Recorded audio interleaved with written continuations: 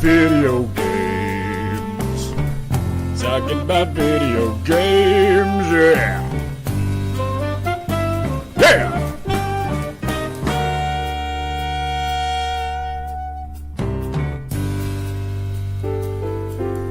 Alright, what's up, everybody? This is the Namek vs. Sane podcast, episode 4. The fourth of all of the episodes. There's only one fourth episode, and this is it. You found it.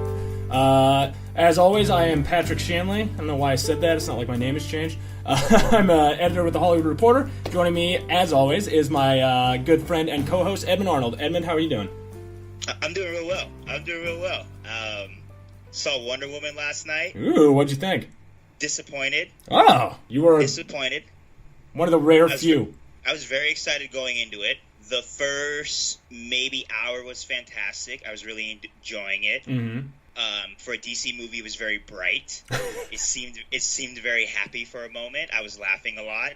And then the ending happened. And I was like, what happened? What happened to this beautiful movie? It's starting to look like a DC movie. Where you have to squint your eyes to tell what's going on? I was bamboozled. It was still a good movie. I still consider it a good DC movie. But I was a little disappointed.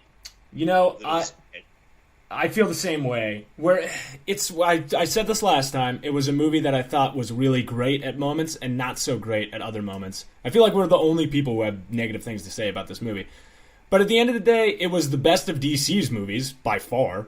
But I still don't think it comes close to Marvel's highs. It's not, in my opinion, Captain America: Civil War or the Guardians of the Galaxy movies, which are my favorite of the Marvel universe. But it's a step in the right direction, I think. I think so. And if this movie would have came out like maybe 5 to 6 years ago, it would have been a great, great, great movie. We would have talked about it. Well, people are going to talk about this movie for years because it's Wonder Woman. Absolutely. And the performances were great. Chris Pine and Gal Gadot, their chemistry was amazing. I 100% agree with that. I loved them on screen together. Nope, no spoilers. But yeah, it was fantastic. But other than, I was just disappointed. I'm just disappointed. 7 out of 10, I guess. That's a solid rating for it. Again, I'm not bashing the movie. I thought it was a pretty decent movie, but it is very much a superhero movie when it gets to the end of it. I thought I was going to see it and come out of the theaters wanting to part the Red Sea. Like, I thought it was going to be that powerful, but it didn't hit me as the. It's a DC movie. It's really a DC movie. I'm surprised to hear that you weren't able to commit miracles after you walked out of the movie, because everyone in my theater could when we left. I'm surprised. Yeah, there was a lot of wine. The reviews I read about this movie, I thought you would be able to, but... Yeah, I saw a guy in a wheelchair started doing cartwheels after the movie. It was an experience, to say the least. Are you sure it was the movie or the movie theater? Maybe we should call the Vatican. It could have been that. Yeah, it was built on an ancient burial ground, so... I might have to call my homeboy Pope Francis. We might have a miracle in front of us. Yo, Frank. You need to get down here, man. This stuff's happening. All right, well, today... and this week is a big week for video games. It is E3, everybody. It's E3! Woo! That was so much shorter than I thought it was going to be. I thought it was going to be much more triumphant. So E3 officially kicked off. I guess we say this. It kind of kicked off on Saturday. I don't know if you would call it the official kickoff. The conference itself, or the convention, opens up on Tuesday. But EA had a big coming out party on Saturday. And Microsoft had one on Sunday, as did Bethesda. Sony is tomorrow. So we are right in the thick of it, and we have seen quite a bit already. Eddie, what stands out so far for you in this very early stage of E3 2017? Well, number one, I'm confused about the schedule. I have no idea what's going on. I think we all are.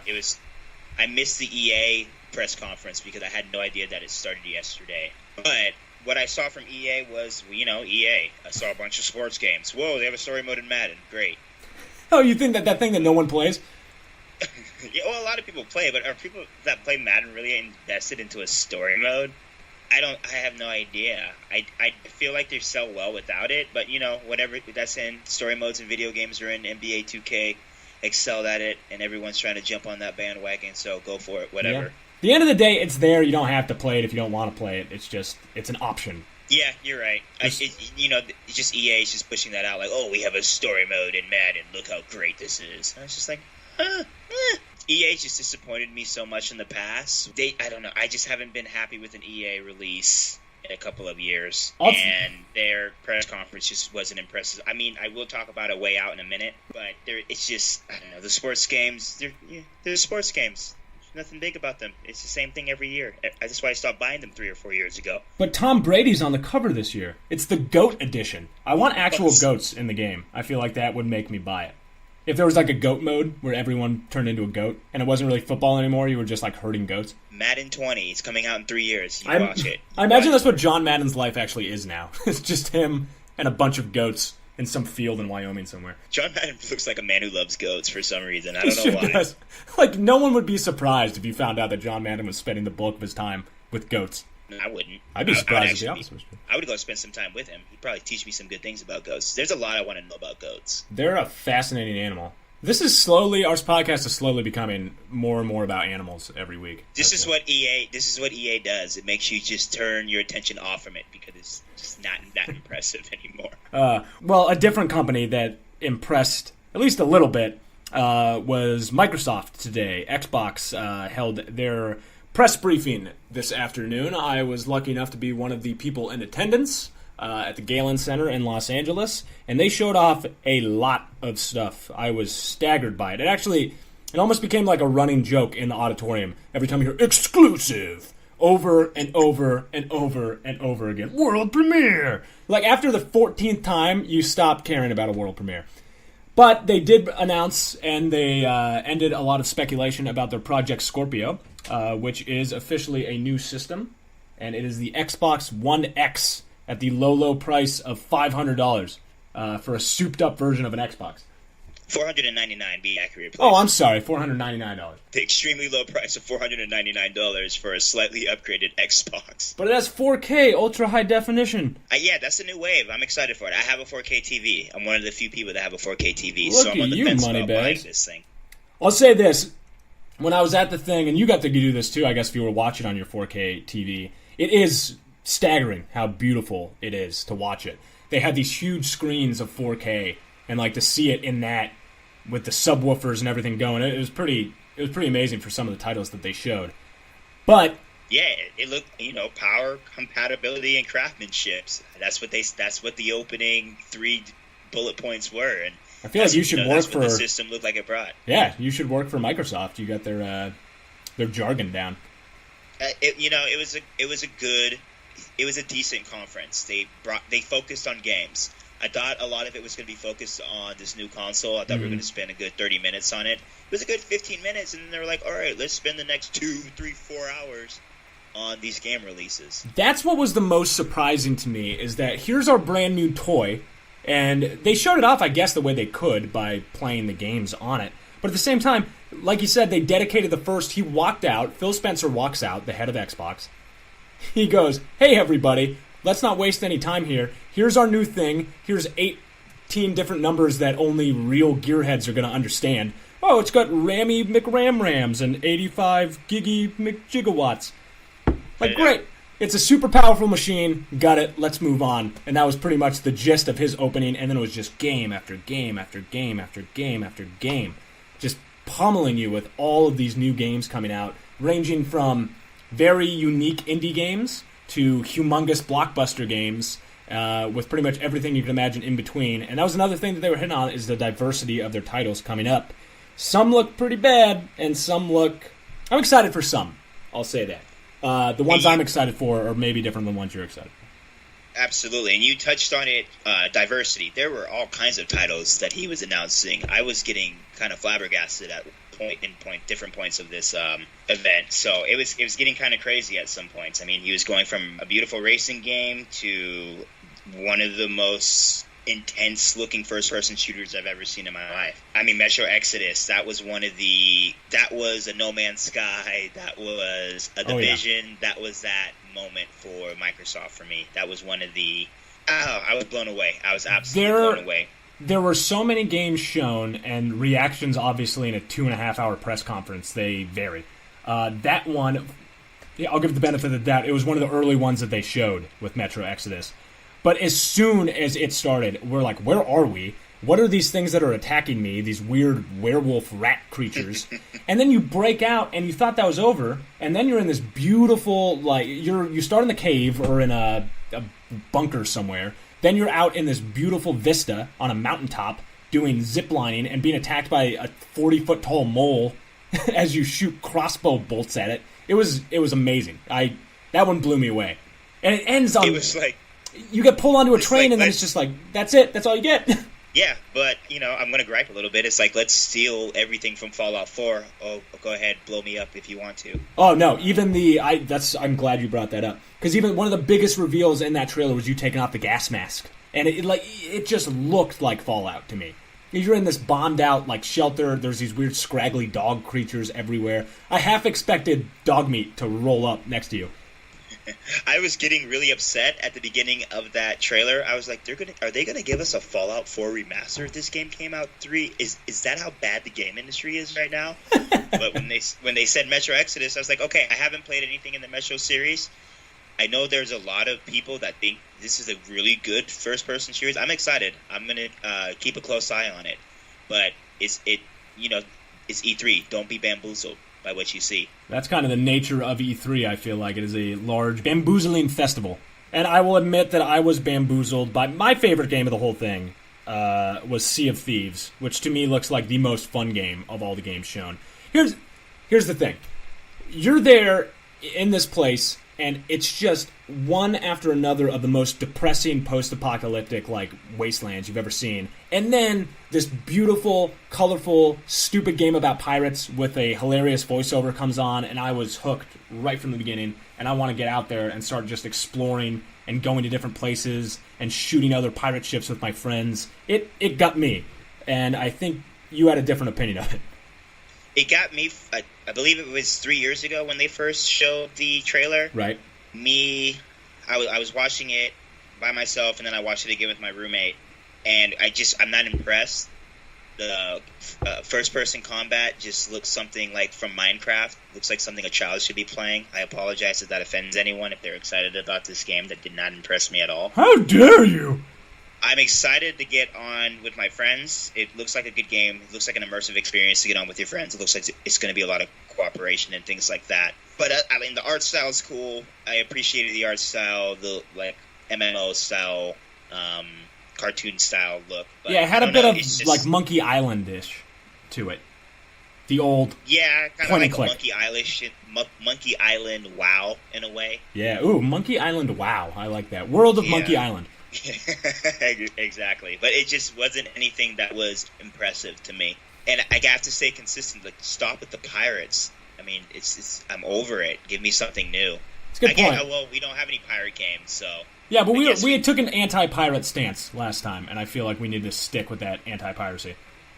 I'm staying consistent, so but it could surprise me.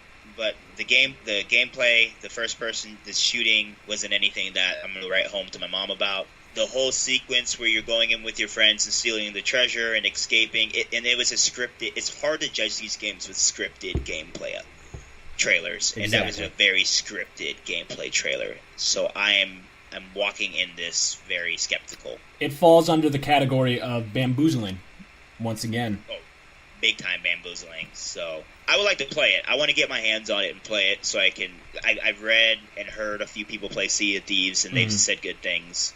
But that's a big Xbox One X exclusive, so it'd be interesting to see how the development goes. And I think Xbox is pouring a lot of money into this because they don't have a lot of exclusives anymore. Oh well, after today, let me tell you, they have a lot of exclusives. Well, they need them because they're struggling. I truly hope console coming out. Yeah, hopefully this will help them. I really hope that the exclusive guy was actually at the event and he had to do them all live. Like, I just imagine that guy with like a cup of chamomile tea up in the rafters, like the Phantom of the Opera, with a mask over his face, and he has to say it every single time they played a trailer, and then he fainted at the end of it. That's what got me through the conference. He did. He killed it. If he did, he did a fantastic job.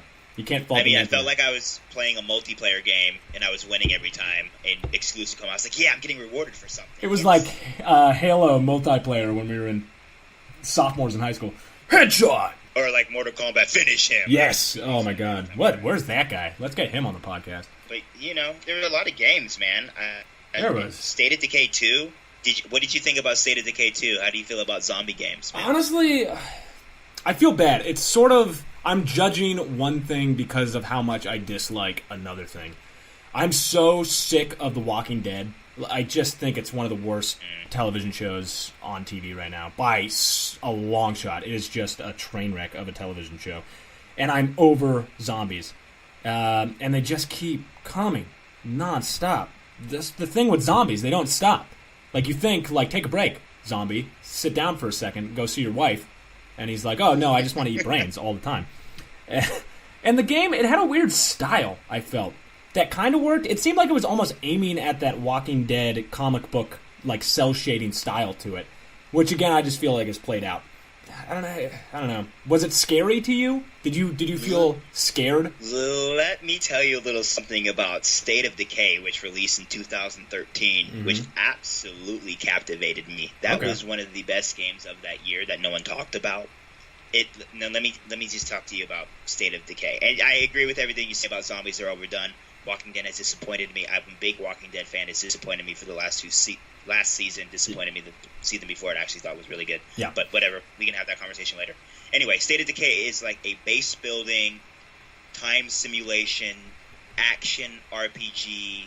You're a group of people. You rotate between these characters that you play. You have to scavenge for food, scavenge for supplies. I mean, this game, it takes everything that you've seen on these zombie television shows and movies, and you actually get to play it. And it was one of my favorite games to come out in 2013. And I think the big difference with State of Decay 2 is that it's a co-op game, so I get to play it with all my friends who enjoyed State of Decay as much as I can. So that was one of the games that I saw, and I kind of, the tear came down. I was like, all right, this is excited. And I'm glad they didn't try to bamboozle you with their gameplay. The game is it's stiff. It plays stiff. It's not it's not going to win any gameplay awards, but everything around the game is done so well that you forgive those gameplay elements, and it is just something that I love. I loved it. So, what was the reaction in the room? I heard a lot. I mean, there were a lot of fanboys. Did it sound? Those T-shirts were cultish. I don't know. Those T-shirts were disgusting. Those people, I couldn't even read what was on the T-shirt. What did the T-shirt say? Could you see it on? Because I was up in the rafters. This is how important I am. I was about as far away from the stage as you could be. Oh, what did they say? It was something that I saw and I immediately repressed it because it was so just. Oh my God! I can't remember. It was something just like. I've heard all the merchandise at E3 has been subpar. I witnessed the most powerful console ever. Oh. And it was just, as you were watching the stream, you could see this on all these people's backs, and it just looked like you were at a little cult hearing, but... It was kind of like that with those people down there. We were laughing, me and my colleague, who also covers tech, when I filed my story today, about the quote. We had one good quote, and the quote was a horrible quote. It's the most powerful system ever made. It sounds like something a 10-year-old would come up with. Be like, yeah, maybe it is, but like who? Like you could come up with a selling point, make a tagline. Yeah, absolutely. Absolutely. The greatest system in the universe. Take that, Pluto. It has the ability to raise people from the dead. Buy 2 of these, $1,000. The Lazarus.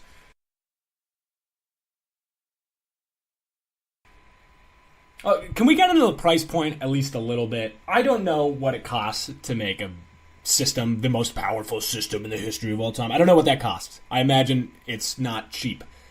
At the same time, I just dropped $300 on an Xbox One, and I am admittedly late to the party. But now I gotta go out and spend $500 on what is basically a souped-up version of the Xbox One, which, by the way, plays all the same games that I'm already gonna be playing on my Xbox. Excuse me, but you're gonna be getting Super Lucky's Tale, which is gonna be $60, I'm hearing. Well, so take a listen to Super Lucky's Tale and understand what you're paying for. Oh, yeah. It was good radio. Uh-oh, a flower came up and ate a butterfly. Oh, Super Lucky did not like that. Oh, it was cute. It was very cute. It was cute. I enjoyed the trailer. And when I was watching it, I was like, I'll pay $20, $30 for this, but $60, man, oh man, you gotta for a lot. You gotta really love your kid. And that's a launch title. Super Lucky Tale and Crackdown 3. I was reading reports from IGN and I was watching Kind of Funny with Greg Miller and Tim Shetty. I'm sorry if I butchered those names. How dare you! Super Lucky Tale and Crackdown 3 are going to be the only launch titles for this $500 most powerful system ever. That's going to be able to play all of your Xbox 360, Xbox One, and some of your Xbox games, which should have been around for the Xbox One. Thank you. Here's the thing, too. Okay, so people applaud that. People applauded. It was the biggest applaud that there was, that there's backwards compatibility. Like, that's what I'm applauding you for. I believe I saw a lot of interviews from Phil Spencer just talk about how much effort it takes to do that, and I'm glad they listened to all the complaints from everyone who's wanted backward compatibility for the Xbox One. But he announced that as a big. It was the haymaker point for your $500 system makes me disgusted, and I'm sorry. I know it took a lot of time to innovate this in such a great system that looks powerful. But man, don't. That's my problem. That's exactly what I'm thinking about it too. Is that you're expecting me to shell out an exorbitant $1,000 for a thing that is basically just a faster processing speed of something I already own, and then you're telling me your selling point is that I can play the games that I can already play on old systems that I already bought years ago. I just the whole. Right. If I had to sum it up in a word for the entire convention or the entire press briefing, it was damage control. That's 2 words. But if there's a hyphen in it, I don't know if that counts as 1 word or 2 words.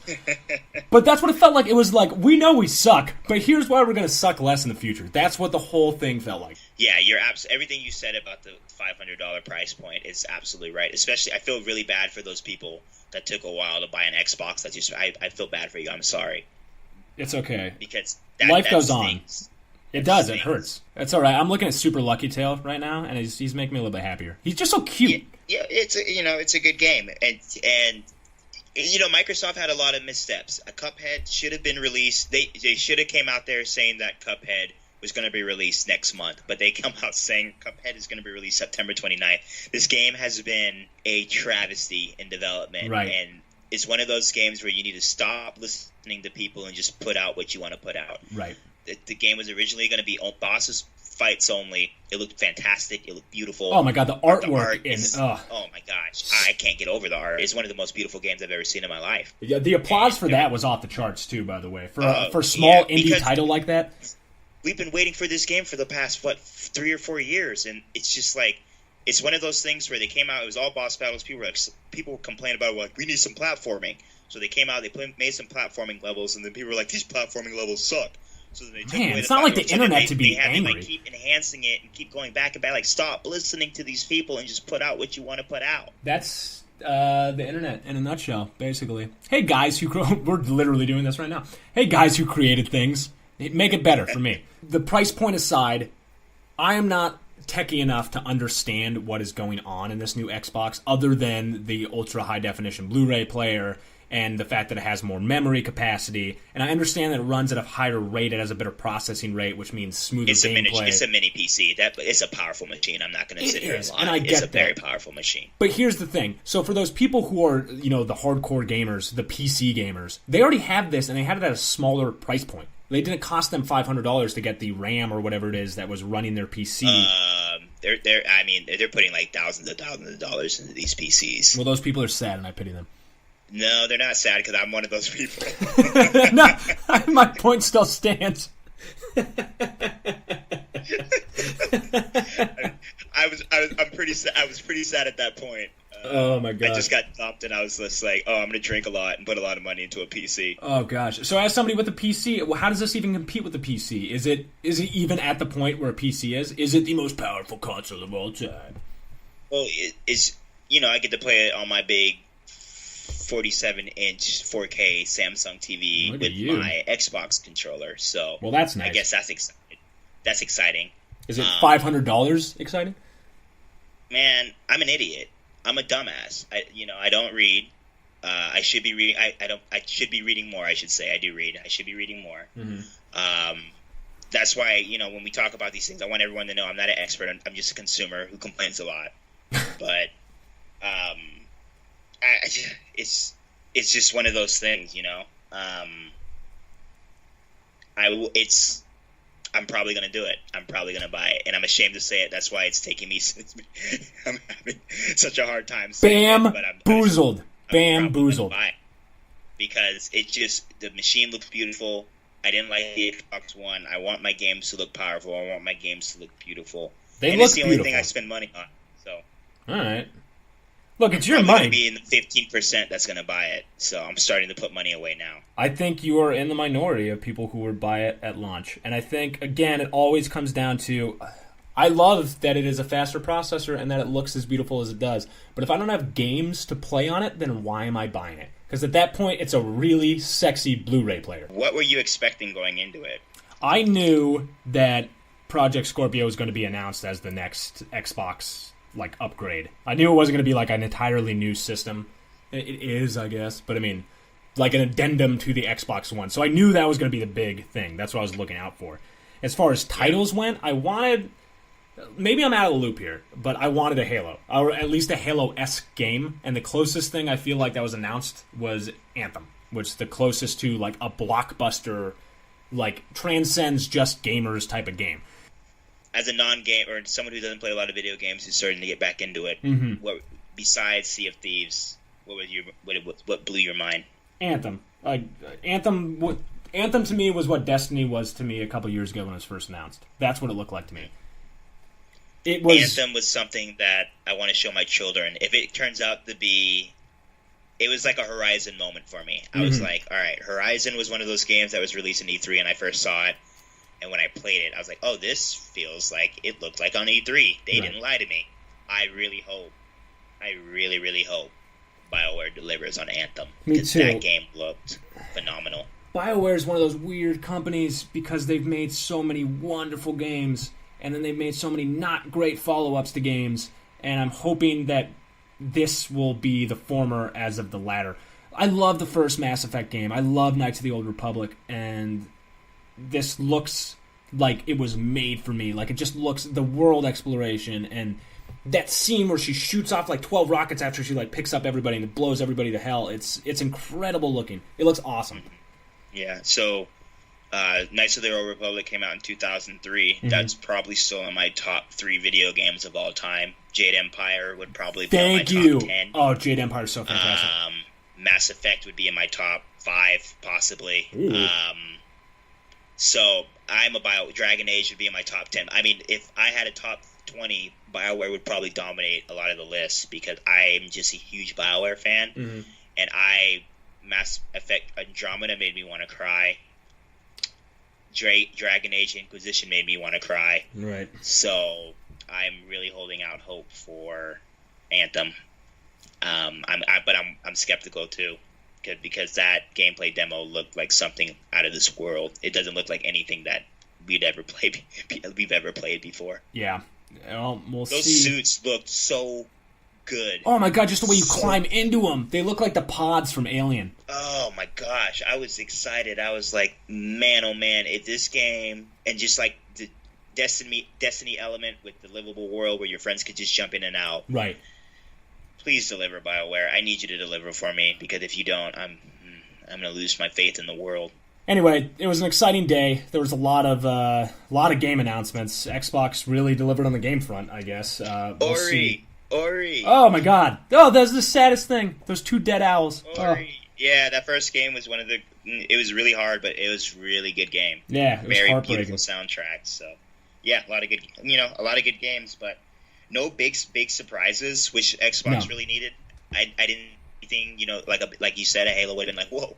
I didn't see anything that made me go like, oh my gosh, I really need to pick up that new Xbox. Right. I kept waiting for that to drop. Just the big news where everyone's just like, oh my god. Yeah, I have to call my ended the family. show with Anthem, which was awesome, but it's a non-exclusive, so it's kind of like, you need to open your show. You open your show with Forza. I get it. You got to do it. Right. Forza is like the Fast and Furious of franchises for me. I respect it. Oh, plus they showed off a Porsche 911 for some reason to a crowd full of video game players. That's so dumb. Here's a car you can never afford. I care about virtual cars, man. I'm just very skeptical. I'm very skeptical. So yeah, well, only time will tell. One more. The Last Night looks phenomenal if that comes out.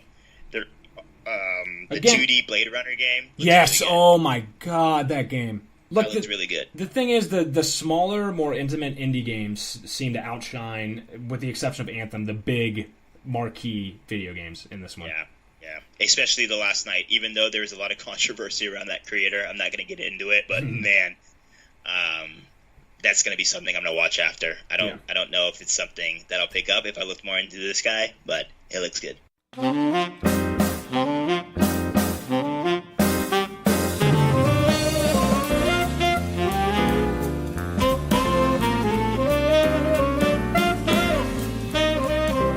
Okay, this being E3, a lot of industry professionals are busy with the conference itself.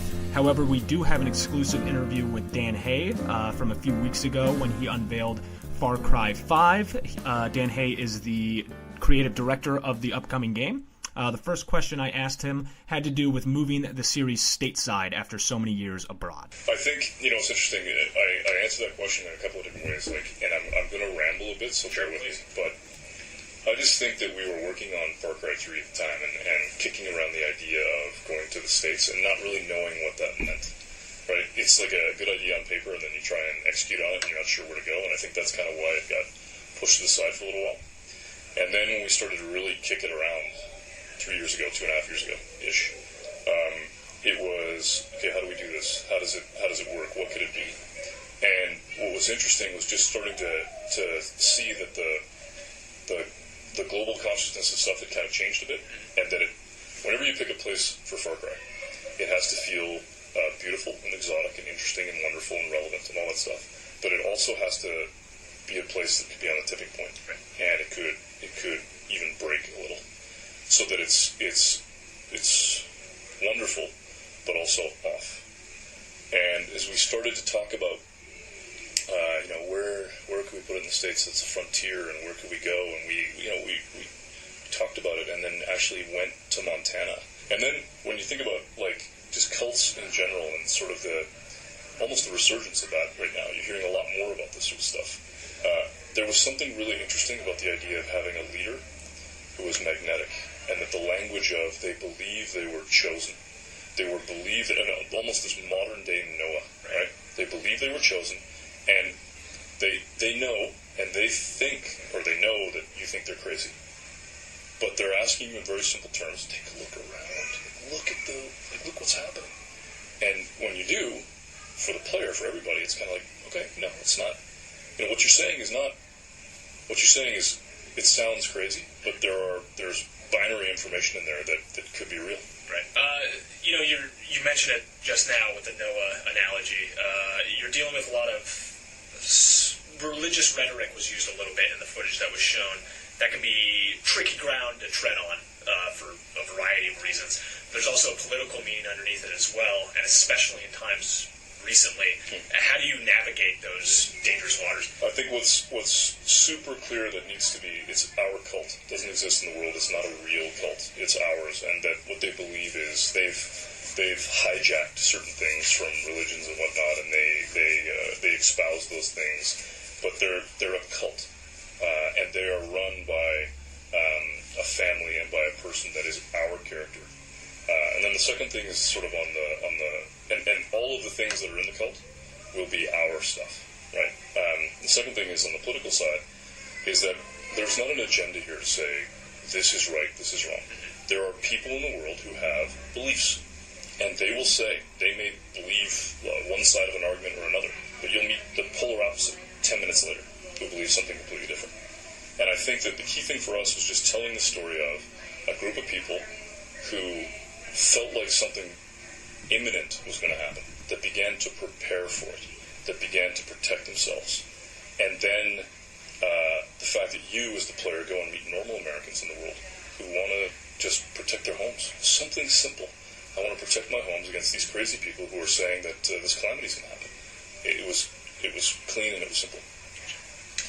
Far Cry is kind of known for its over-the-top, really eccentric, and in a lot of ways charming, their antagonists. I was just talking about Far Cry 3 and how much I loved that antagonist in that one. Where do you draw the inspiration for that, and how do you kind of... They're unique in ways, even though they have analogous traits between all of them. So how is it to keep trying to find that new person who's going to be that lightning rod for the whole game, I guess? It seems like they all rotate around that one character. It's a really good question. I think that's how do we keep finding it? How do we keep doing it? Yeah. It comes down to, I want to say equal parts, you got to have a great writer. Somebody who can write this stuff. Somebody who's going to be able to come in and say, this is what this person would say. You got to have a really good concept that these people believe in something, right? And in this case, what was really powerful is that we actually have a father who believes that the collapse is coming, and there's a lot that he can say. He can make a compelling argument about something. You got to have a great actor to pull that off. And then you got to be able to let the actor run with it. I think we saw that with Michael Mando on Far Cry 3. We saw that with Troy on Far Cry 4. That they bring a lot to the character. They bring a lot of just natural ability to it. And so with the actors that we have for Far Cry 5, we do the same thing. We put them in a situation. We go, how does it feel? Wear the character like a suit. And what feels natural? How does it work? And we're getting a lot of interplay between the characters. But it's a process. And it is, I shouldn't say it's a process. It's not a science. We don't get it right all the time, like right off the bat, and we have to keep iterating on it until we find the magic. So is improv like a part of that? I think so. Yeah. I think that you gotta go and sit down with them, and you gotta make it feel right, and it's chemistry, right? Chemistry. And there's always sort of one speech, and we get this because we're first person, where they're looking at the camera and they say something, and you get that tingle on the back of your neck. Or, down your spine, and you're like, okay, we have it, we have magic, that's it, that's the elixir, that's the magic thing. And we definitely have it on this game. That's awesome. Again, with this open world concept, we were talking about this earlier too, you watch things kind of happen that you're not even a part of while this is happening. So I would imagine when you're crafting a story, you have to craft this entire world that a player is then placed in. We have our main storyline, but we also have all of these tangential storylines running. How much of that is known? I guess so. You start with a germ of idea and then just kind of spread outwards. How do you build an actual world that somebody's going to be in? So you build a world so that it feels real, right? And you build a world first. So we all know how tall a step should be, what the door handle should be. We all know how big a window should be. We understand the rules and the sounds. And so you try and build a world that leverages everything you already know, right? So it feels real. And then what we do is and when I say we apply pressure to it, I mean a very specific type of pressure. There's only one aspect of the world that is just tilted a little. And when you think about the idea of a cult and the idea that they believe that the end of the world is coming, it's going to permeate through the entire world. It's going to go through it like a cancer, right? It will be the conversations that people that you hear sitting at a bar talk about. It will be something that you may even hear a little bit on the radio. It'll be in conversations that you hear when you're walking through a field. Or if you're flying a plane, you'll get the sense like everybody is aware of the same information. In modern society, with how connected everybody is, the conversations that are happening here and now are not dissimilar, I'm assuming, from a lot of the conversations that happen all over the place. And we're all talking about the same type of stuff. The cult has invaded this space, and everybody's talking about it, so we make sure that it's on their lips all the time. In most of the other games, I guess in this one too, actually, I mean, you're a fish out of water as the character in this new environment. But where this one differs a little bit is that even though you are a fish out of water, you're still in America, so this is familiar ground. Yes. How do you tweak Americana things to try and make it feel familiar but also very alien at the same time? Yeah, there are stuff like it's Montana, but it's our Montana, right? And Hope County doesn't exist in the world, right? So it's ours. Right. So yeah, something as simple as the type of beer you're drinking, or something as simple as the way the road signs look, or we tweak everything so that it's our world and that it feels familiar, and you understand how, when you're driving, you understand how to drive, you understand how to shoot, you understand whether or not somebody's lying or telling the truth, you understand what their motivations are, but at the same time, you understand that it's a game, and that we're going to play with it, and we're going to have fun, and we're going to let you go off and do stuff that you probably couldn't do in the real world. Right. You're in this environment. There's obviously going to be fauna around. Montana has a very specific type of animal. That what type of animals can people expect in it? Are you going to be able to interact with them this way you have in like older games? I can't tell you all the animals. Okay. What I can tell you though is that there was a specific instance where we were hunting in Montana, and I was supposed to be hunting, but I was actually just taking pictures of it because everything was beautiful. And we know that from Far Cry and all the stuff that we've seen, that animals are a big part of it, right? Everything that you do. People love to be able to go out and hunt. They love to be able to go out and do all the things. But there was a moment where we were hunting, and we were pretty tired. It was the end of the day. I was going to get in the truck. And basically the guy goes, don't move. I'm like, okay. He goes, look at the dog. The dog's just like this. And we waited forever for this fucking dog to just do something. And finally it moves, and the girl says, and he looks at me and he goes, always trust your dog. It's like, I want that in the game.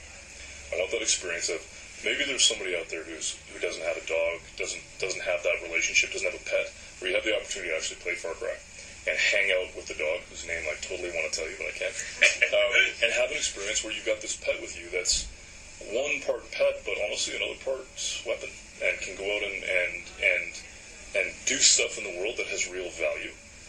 And there's so much more I want to talk about with animals. But yeah, I think you know us, you know Far Cry. We want to be able to make it that the world is alive, and we want to be able to make it so that when those things come in and interact with each other, that it adds to the anecdote factory. And animals are a big, big part of that. Right. I guess the other big part, and again, it's almost like when we talked about the antagonist, each game has its own unique type of weapons, or the way even the vehicles, like the world is different. Are there new, I don't know if you can even answer this, but are there new types of weapons that we haven't seen in other Far Cry games? I can't answer that. Okay. Well, here's the thing. It's like, just look at the plane, right? I think on previous versions of Far Cry, you had the ability to fly, and you had the ability to move around and do stuff, but now what we're doing is we're actually putting a plane in the game where you can call in airstrikes. You can get in that plane. You can actually go and do dogfights. And, like, we're trying to add whole other vectors to the game where you're able to look at it from, high in the sky and get a different perspective and be able to just, destroy specific places in the world just from that. Or you're in trouble and you're looking down at a situation and going, man, I need some help. And you're like, wait a minute, I got Nick. And you call Nick and he's like, I'm with you. Let's do this. And all of a sudden that trouble's gone. But the fact that he did that maybe kicks off a new kind of trouble. So just being able to put new vectors in that can kind of play and interact with the anecdote factory, right. It's all about making sure that they all work in concert and that they go off in ways that we hadn't expected. And the same is true for the story. Right. In this one, what we want you to be able to do is go into the story and go in pretty much any direction you want and meet any character in any order, rather than having to go to a prescribed map of the story, which is super hard to do. And make each of those characters that you meet interesting, so that you play the game for 8 to 10 hours, and you're going through and doing all this stuff, and you sit down and you talk to me about the game, and I'm like, I didn't go there. This is who I met. This is what happened. This is what this part of the world is like. And you're like, really? And it's grounded but different. Okay, cool. I think that's all I have. Cool. Thank you so much. Yeah. I'm glad you liked it. I can't wait to play it. Okay, so last week we had our biggest podcast yet so far in terms of fan reaction to it. As of this recording, it's sitting around 4,000 plays, which is pretty great for us. That's what we want to see, I guess, that people are listening to things.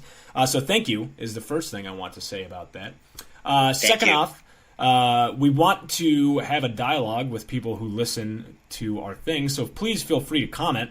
And if you do, and leave a comment much like Brother Boyle's comment, which called you out, Eddie, let me just read this. I've barely touched any Tekken, but saying it's garbage just because it isn't for you is kind of mean. I don't like MKX or SFV, but I don't call them trash because they're unappealing to me, or I like something else more. That's all over the FGC, and I'm embarrassed when I see people shit-talking good games that are just different than their faves.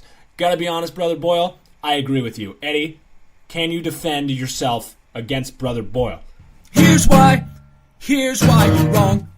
Okay, I agree. I don't agree with you. I appreciate the comment. Thank you very much. This is my rating system. Garbage means it's something that I'm not gonna get near. I don't like to touch garbage. I'm not a garbage man. I didn't go to college and get a degree in garbage, so it's something that I'm gonna stay away from. It's a good franchise to some people. A lot of people love it. A lot of people enjoy it. But for me, I just don't care about it, and I don't care about people's opinions, to be honest with you.